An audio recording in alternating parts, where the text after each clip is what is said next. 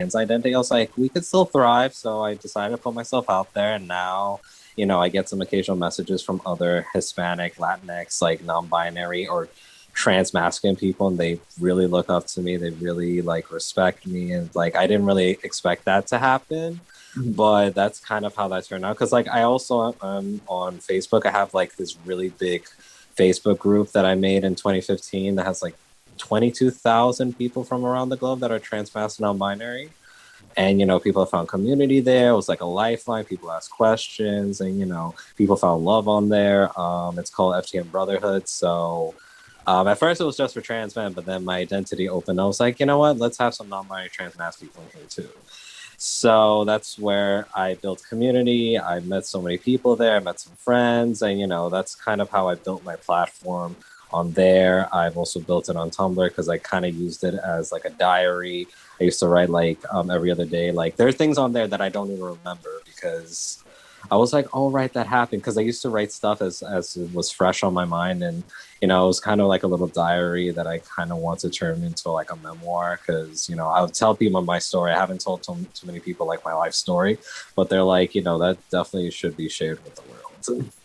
And I think that's actually very beautiful because you don't see a lot of transgender people of color at all, really. It's like a lot of people are like, well, I wanted to see somebody who looked like me. If I want to show a little kid who probably can see someone like me and be like, oh, I can become her, or I can become him, or I can become them. And like, that's a really big deal, I think, because like you're saying, you don't see many people. It's like very far few between. It's not on social, like it's not on media a lot. So therefore, it's like putting it on social media is kind of a good start, and hopefully we can get more people in the actual like TV shows and things of that nature sooner versus later as well.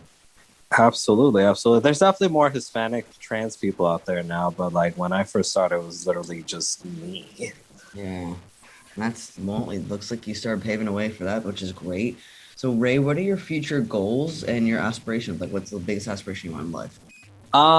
Well, thankfully, like I just got my new apartment, so I'm really happy to have that freedom to be myself because I noticed that like throughout my entire life, I was always caring about other people, being a people pleaser. So now that I've been here for 2 months, it's like I'm trying to figure out what I like, what I don't like. It's like starting from scratch where it's like I spent my entire life trying to please other people that I don't know who I am. I kind of lost myself. So now I'm on the way to doing the internal work because, parents have,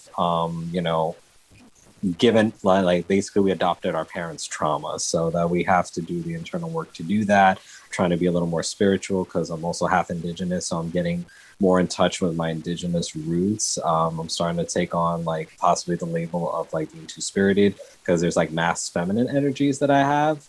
But I can see myself maybe starting a family. I never thought I'd ever get to that point. Like, have a kid, have like a fur baby, be with a partner, whoever that might be, write a book. Now that I have like my own space, I kind of want to see if I can get back on YouTube again.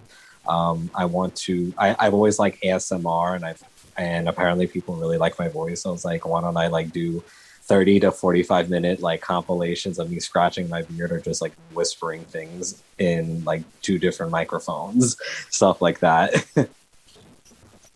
I've actually noticed ASMR has been kind of blowing up recently. Like kind of interesting because I've never really seen anything like that. And then all of a sudden I was watching, which was it? Somebody was playing with like sand or something, and I was like, this is actually kind of soothing. I can It listen to is. sand for 30 minutes. Like this is a weird thing for me, but I like it. So we got a goal.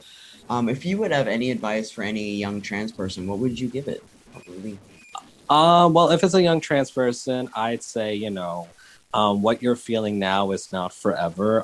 Let's say, like, if you're under the age of 18 and you know you're trans and your parents are not letting you, you could do what you can to make the best out of any situation. You could, like, socially tell your friends, like, hey, I go by this name, and, try to make the best of the situation. Like, try to dress as much as gender affirming as you want. Try to do things for you that make you happy, and eventually you'll be able to make the changes that you want and just like work on being the best you possible and really be secure with yourself and do the work to whether that's getting a haircut, maybe like try to make the best out of any situation, like dress as gender friendly as you want. Let your friends know that this is the name you want, but when they're in the company of, like, let's say your family, they can use your dead name. So basically, and let's say you go to Starbucks, you can always use your preferred name. Like, hey, I want to, my name is Ray. And so, there's something very affirming about like someone writing like your preferred name on a Starbucks cup. So little things like that, you have to make the best out of every situation. Like, no feeling is final. Everything right now that it is happening to you is temporary. And that's something I also say for people who, don't want to be here in this world anymore. I definitely understand that. Lastly, if anybody would want to follow you or find more information about you or the platforms that you're on, how would they do that?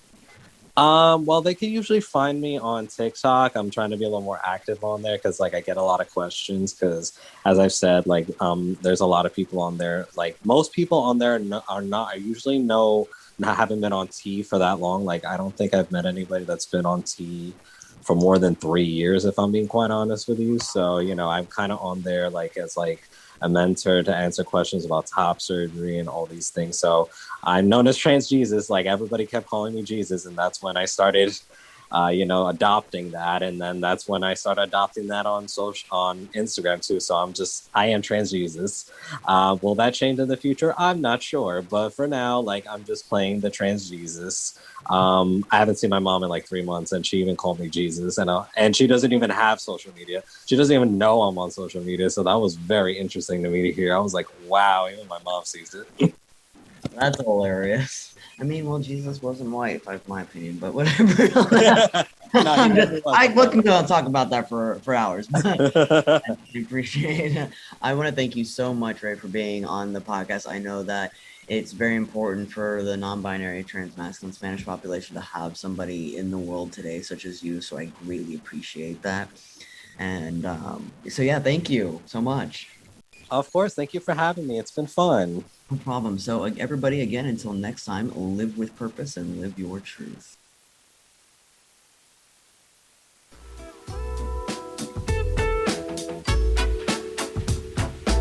Thank you again for listening to Transforming with Drew. If you like this episode or any other episodes, please share them with your friends and family members. Until next time.